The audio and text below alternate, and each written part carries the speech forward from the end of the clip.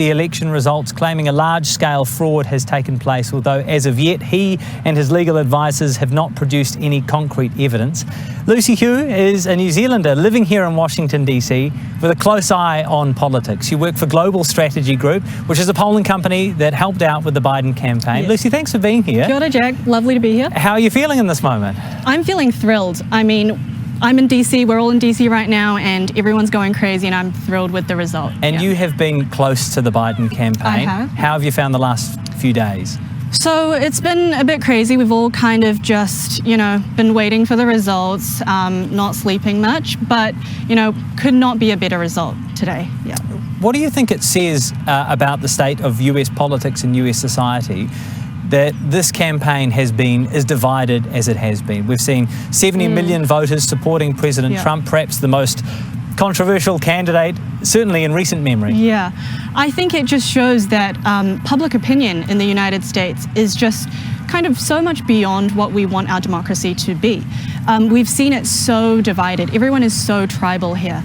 If you're a Democrat, you honestly might not have Republican friends. I mean, I work for a Democrat pollster, and I'm just going to come out and say it. I don't have many close Republican friends. It's just that, everyone is extremely partisan.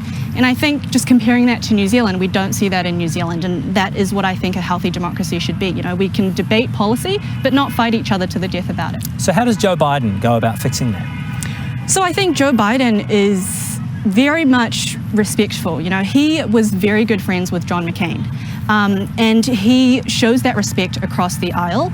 And so he may not agree with the policy positions of the other side, but he respects them. And I think he will be a great leader to continue that forward and show what the American public should be doing as well. It's interesting you mentioned John McCain. The great thing about this election, kind of like a good test cricket match, is that there are lots of little subplots all the way through. And of course, Cindy McCain, the former Arizona senator's widow, came out and endorsed Joe Biden. And Arizona looks to be one of the states that the Democrats have managed to flip this time around.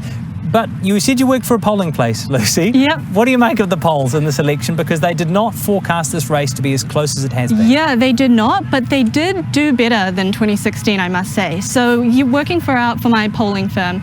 We kept a close eye on the presidential races, the race throughout the campaign. And a couple weeks ago, we said that the battleground states, Michigan, Wisconsin, Pennsylvania, they were all leaning Biden, and that came through.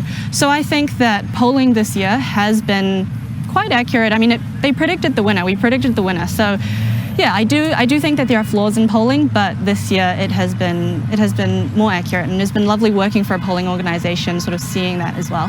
Talk to us about Joe Biden, the candidate, because for many Democrats, he was an imperfect candidate. I remember at the start of the primary campaign, he was having trouble filling high school halls. He's 77 years old.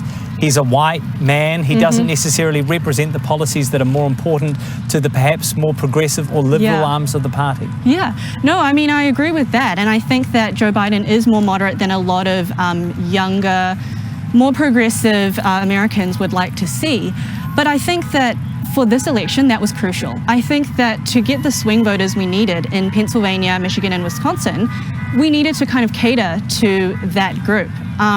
Unfortunately, the United States is not as progressive as some would hope, but I think there's a time and a place, and I think Joe Biden was correct for this time and place. And I would like to say also that Kamala Harris is amazing for, the result is amazing for the future of America in terms of diversity, and she is the first woman, person of color, person from an immigrant background, Asian American, Black American, to hold either the vice president or presidential role.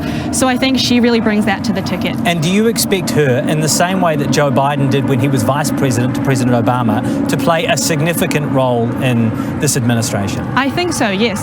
So Joe Biden was very big on foreign policy when he was the vice president for President Obama, and I do expect Kamala to play a big role, maybe in foreign policy, but maybe more so in domestic politics, just because of her, identity politics. So I think that she will, yes. What are going to be Joe Biden's priorities once he makes it into office? I think, obviously, the racial injustice that we've seen over the past couple of months, that definitely has to be top of the ticket. The United States is really kind of suffering at the heart because of that. So that's top of the ticket. And then obviously coronavirus, and I think foreign policy-wise as well, he's got a great foreign policy background. So he has done a lot with South America, Latin America, and I think that he will bring that in as well, because I think that immigration at the southern border is always a big issue, and he's got a lot of expertise in that field.